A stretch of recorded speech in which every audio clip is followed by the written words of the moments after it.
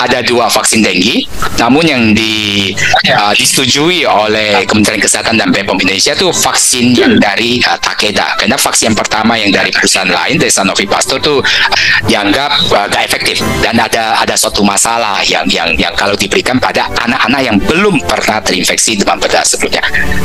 Lalu masalah kedua adalah karena 4 saudara sepupu ini bisa muncul bersamaan, maka artinya apa? Artinya bahwa misalnya kalau saya terinfeksi oleh dengue 1, saya sembuh, tubuh saya akan membentuk sistem kekebalan tubuh terhadap dengue 1 minimal selama 2-3 bulan. Dan dalam 2-3 bulan itu, saya tidak akan lagi terkena infeksi dengue 1 karena sistem kekebalan tubuh saya sudah mengenali.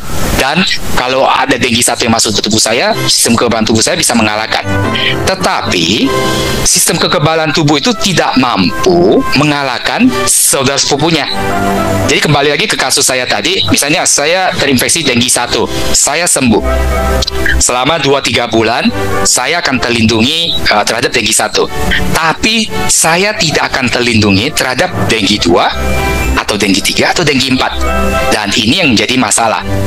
Karena artinya bahwa apa? Artinya bahwa kita warga negara di negara yang di mana penyakit demam dengue ini merupakan penyakit yang endemik, yang sudah menjadi satu istilah ciri khas yang tidak akan hilang. Ini kita akan terinfeksi berulang-ulang kali. Ya, hari ini saya dengue 1, beberapa bulan kemudian mungkin dengue 2 dan seterusnya. Dan ini juga bisa jadi satu permasalahan besar dalam pengobatannya. Nah, namanya juga demam dengue, maka gejala utamanya adalah demam. Ya, dimana demam itu akan disertai biasanya nyeri.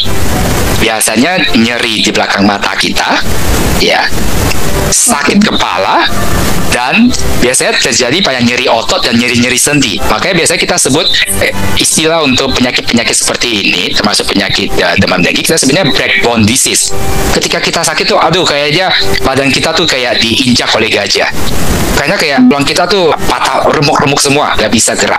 Okay? Mirip-mirip kayak COVID ya, dok? Mirip-mirip, ya. Makanya kalau dari gejala sulit dibedakan, Bu.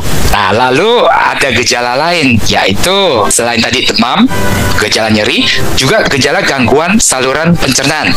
Saya bisa mual, bisa muntah, ya.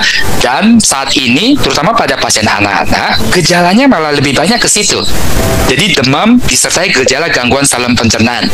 Gejala nyeri, sakit kepala, nyeri belakang mata, nyeri sendi, itu malah tidak begitu menonjol pada saat ini. Menyebabkan pemerhati sosmed, mereka sering, oh, demam berdarah berubah gejala ya.